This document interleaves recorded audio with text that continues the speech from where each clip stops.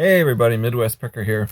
It's been a long time since I made a video for my YouTube channel. My name is Dave. I'm a part-time reseller, part-time YouTube content creator. I sell mostly on eBay, Little Macari. I do source like Facebook Marketplace, Craigslist, all of that. These videos are to help people new to reselling. This is a what sold on eBay video. I took some time off last week, Wednesday. I had heart surgery, so I took a couple vacation days. I put my store on time away on eBay, turned it back on again, all that kind of stuff. So I took a little hiatus. That's okay. I'm doing great, feel great. I feel like I'm 18 again. Well, okay, maybe not 18 again, but I feel wonderful. So this is Joey, this is Enoch, and this is a what sold on eBay video. So why do I do a what sold on eBay video? Well, the reason I do that is because when you're new to reselling, or even if you're not new to reselling, it's very frustrating to waste time, resources, and money buying the wrong items that just sit in your store or sit on eBay or Amazon or Macari or Posh or Etsy or whatever platform for 2 years, 3 years, and they just don't sell. So the big question that a lot of people have besides shipping is what actually sells? What can I source to flip?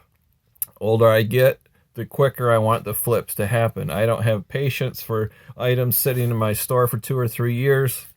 Bread and butter items tend to flip really fast. I sell a lot of vintage collectibles and they can take longer to sell. So you do have to be patient. You have to have room to store these items. So it's very helpful to know what actually sells so you don't waste your time buying something that doesn't sell. Sounds silly, but it does make perfect sense. So recently I put my eBay store on vacation mode and I want to talk about that. It was very successful. Now, recently eBay changed it. So this is February 2, 2021. So not too long ago, a couple months ago, was the old way, and it was called vacation mode on eBay. So if you were going to go on vacation for 4 days, 7 days, 14 days, and you wanted to pause your eBay listings or your eBay store and then resume it when you got back from vacation, there was methods to do that. The problem is sellers complained to eBay for years that it's really not ideal. It doesn't work really well. Recently, eBay changed it, and they changed the name to Time Away. And I'm going to talk about that in a minute. So I've done this before, probably 2 or 3 years ago. I put my eBay store on vacation mode. Now, back in the day, you had 3 options.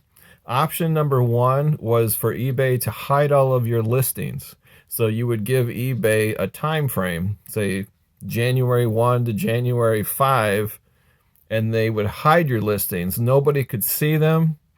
Google couldn't find them. There's no search engine optimization. They're like literally gone. Now they're still there. You don't have to relist it, but you're basically ghosted. You can't see them. They're just not there. That was probably the worst case scenario. A lot of rumors on YouTube, don't ever do that. It's very bad. Once you turn it off, you have to like start over and reinvent the wheel, and your sales will plummet after you turn vacation mode off. So I never really did that. Option 2, or the other option under the old vacation mode, was to change your handling time. So if you had business policies, it was easier, but you basically, if your handling time was 1 day, 2 day, 3 day, you would just change that and stretch it out for however long your vacation was. So if you took a 2-week vacation, just change your handling time for every item you have listed to 14 days. That way, the listings aren't hidden and people can actually buy and purchase your items, but you're not obligated to ship them for 14 days. It's a seller protection. The downside is buyers don't always read real well, and they'll buy your item, and then 4 days later, they start complaining to eBay, hey, I bought this item from Midwest Picker, and he hasn't shipped it yet. He hasn't even purchased the shipping label yet. What's going on? Headache after headache because people don't always pay close attention. So that's not real ideal either. At least your items aren't ghosted. People can watch them. People can buy them. But if they don't pay attention to your handling time, it can create massive headaches. The third option was to do neither of those and just have a message on each item that's listed that says this person's on vacation. They will not ship your item until this date. Like, say you go on vacation January 1, you plan on returning January 14. The message could say, you know, you're free to purchase this item, but it will not ship until January 15. The same problem with that. People don't read. Buyers don't always pay attention. They see a picture of something they really want and they buy it, and then they start getting angry that it didn't ship. So all three options were not ideal. They were not good. I think what I did when I went on vacation a couple years ago is I changed my handling time and did a message. I did option like 2 and 3 or 1, whatever. I did those two options. And I still had a couple issues, but I would message them while I'm on vacation. I see you purchased, you know, this soccer ball. I'm in the Bahamas, so I'm not shipping this until January 16, just to let you know, in case you want to cancel the order or if you're willing to wait. So you really had to manually kind of handhold these buyers the old way of doing vacation mode. The new way is called Time Away, and it's fantastic. I love it. I did this recently. Like I said, I had heart surgery last week, so I put my eBay store on Time Away Wednesday, Thursday, Friday. I figured by Saturday I'm going to feel good enough to drive to the post office, so that's exactly what I did. I put my eBay store on Time Away Wednesday, Thursday, Friday. Now, what does that do? That allows your listings to be seen. People can buy your item, but they can't pay for it. There's a difference between buying something and paying for it, or a purchase and paying for it. eBay is this weird online platform where you can buy something without paying for it. Two separate actions. So what they do is they put a message on every item you have listed, and they go to buy it. They can put it in their little cart and they can go to checkout, but they can't pay for it. And it says this person is away until this date, and then you can pay for it at that time. There's also option 2, which I also did, which is a message. And it'll put a message on every listing that says this person is away. They plan on returning on this date. So not only do they get that message, but when they go to buy something and pay for it, they get another message saying, you know, thank you for your purchase, but you can't pay for this until this date. And then the seller's obligated to ship it after you pay for it. This is a seller protection, and it's fantastic. Much better than the old way. This way, your listings are still visible. People can send offers. People can watch your items. Heck, people can even put your items in their little shopping cart and then pay for it when you get back. And then you ship it like you normally would. You don't have to change your handling times. They don't make your listings invisible. It's actually really good. So I was feeling really good Friday night. I took my eBay store and the Time Away. I just turned it off. I said, I'm going to start selling stuff. So what happened when I used Time Away Wednesday, Thursday to late Friday night? My sales exploded. Now, I'm part-time. I'm lucky to sell 2 or 3 items a week. I turned Time Away off, and within an hour, my phone, cha-ching, I sold something. I sold 1 item Friday night. I sold 3 items on Saturday. So I sold 4 items within 24 hours. By Monday, I had sold 7 items. Crazy. So I don't know if the Time Away, turning it on and then turning it off, gives your eBay listings like a jump start. I don't know. Or if it's just a wild coincidence, but I've never sold 7 items in about 4 days. That's crazy for me. I'm very part-time, about 350 listings. Like I said, 1 to 2 items a week. So having my store on Time Away did nothing to hurt sales at all. You know, conspiracy theory in my brain, maybe it helped after I turned it off and sales just started going crazy. I have no idea. So my experience with Time Away was a very positive experience. So before I get into what sold on eBay, please hit that like button down below if you like this video. If you're new here and you haven't subscribed, hit that subscribe button and the bell icon. That way when I go live every Sunday at 8 p.m. Eastern Standard Time, you'll get a notification. Also, when I upload videos like this, you'll get a notification. Any questions you have at all about anything I'm talking about, put those down in the comment section. My email is also down below in the description. You can email me any questions you want. You can follow me on Instagram, Midwest_picker on Instagram, or you could go to MidwestPicker.com and that links to everything. And then the last little shout out, if you know anybody that would find this video helpful, anybody you know that wants to get into reselling, they have stuff they want to unload on eBay, they've never done it before, there's a share button down below. You can share this video with anybody. Share it on Facebook, text messages. There's all different kinds of ways. You can even copy the link and just send it any way you want. I would appreciate that if you shared the video. All right, first thing up is a home run. Get over his head, way back, he looks up, you can put it on the board! I've sold these before. This is Villaroy and Bach little coffee cups. They're really small. I sourced a ton of this stuff. Cups, saucers, plates, salad plates, bowls, coffee pitchers, and a teapot, all ceramic, 50 cents a piece. So this is a lot of 2 cups. Somebody bought 2 lots, so a total of 4 cups. Cost of goods $2. Sold for $35.90 plus priority mail shipping on top. So they did get a volume discount. That's why the price is a little weird, and they paid for shipping. So $2 into $35, I call that a home run. I sourced these at a Goodwill, and I sourced about 63 pieces total, and more than half are gone and sold. That took about a year. Next item is a big boom. This is a toy item. I almost threw these away. Me and Mrs. Midwest were cleaning our spare room, and I found a box. So this is Discovery Kids Build and Play Fort. So this is like plastic balls with holes with these plastic rods, kind of like Tinker Toys, if you know what those are, but a larger scale. You build this cage or a frame, and you throw a blanket over it, and you build a fort. So I think it even came with like a green canvas fort. Well, that's long gone, but the sticks and the balls were still in the box. I almost threw these away, but I thought, you know what? Maybe somebody needs spares. So I divided it into 2 lots of 38, put it on eBay.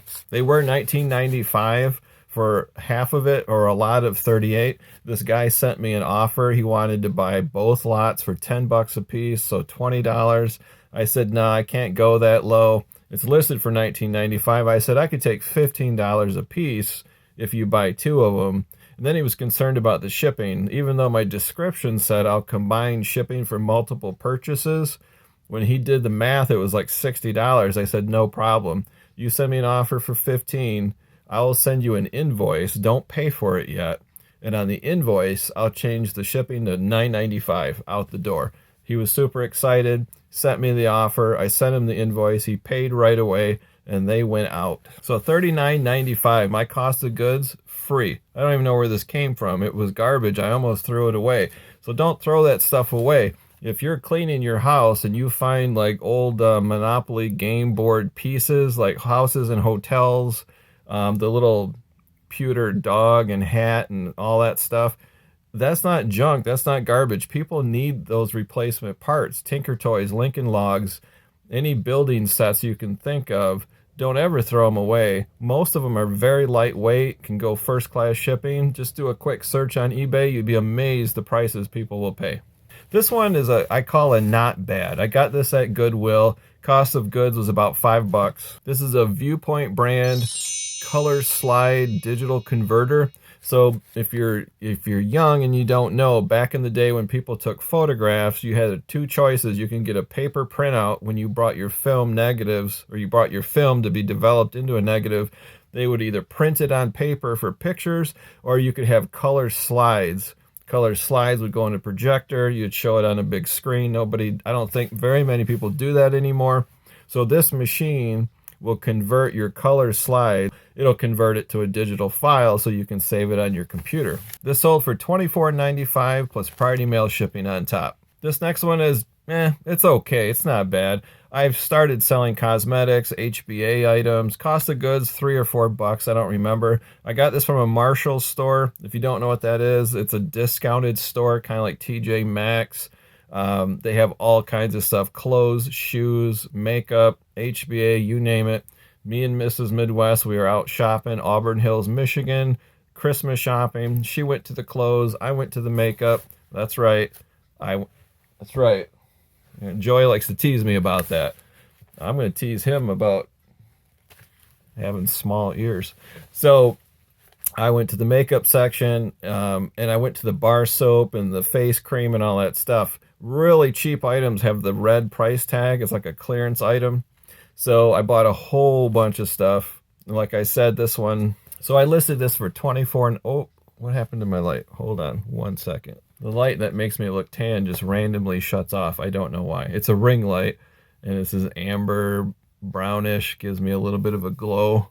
I don't know why it just shuts off randomly. So anyways, this night cream I was talking about, I had it listed for $24.95. I took a best offer of $18. I don't remember what the cost of goods. Did I say what the cost of goods was? Yeah, like $3 or $4. I don't know. So this is not a bad sale. And anytime this is called retail arbitrage, when you go there and you find clearance items. I typically like to stay around 90% off. Anything less than that, it's really hard. Return on your investment or margins are just not there. It's not worth my time. This next item was pretty good. This is a universal window air conditioning unit bracket that you put underneath between the unit and the house on an angle. Kind of holds it in place. I sourced these at a restore store. That's what I like to call it. I like to call it, he don't care. I like to call it the restore store.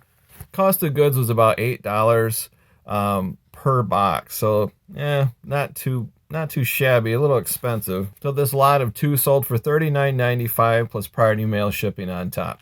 I take that back. They were $4 each. The total cost of goods was $8. So that makes it a little bit better. Next one is a boom and a big fat mistake. So this is Oric vacuum cleaner bags, a lot of 4.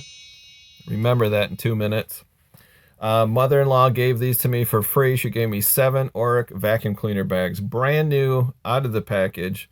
So I divided them in half. I listed 4 and I listed 3 because any more than that can't go first class. They're too heavy. So I listed these 4 for $19.95 with the rare free first class shipping because competition is kind of high. I sourced them for free anyways, so I'll eat the $3.85 or $4. I don't care. They'll sell very quickly, and they did. I listed them about a week later, and they sold. Great. So far, fantastic. Then I go to ship it, and I pull the items out, and I'm like, why is there only 3? Well, I sold 3 already a couple days ago, and you'll see that coming up. So I go to pull the 4, and there's only 3. I counted wrong. Mother-in-law didn't give me 7 bags. She gave me 6. I don't know how I did this, but I totally screwed up. So I had to message the buyer. I apologized profusely, and I said, I'm so sorry. I tore my office apart. I can't find 4 Oric vacuum cleaner bags. I think I only have 3. So I gave the buyer an option. I can refund half your purchase price and send you the 3, or I can cancel the order. Which would you like to do? They were very understanding. They said, I'll take the discounted price and go ahead and ship the 3.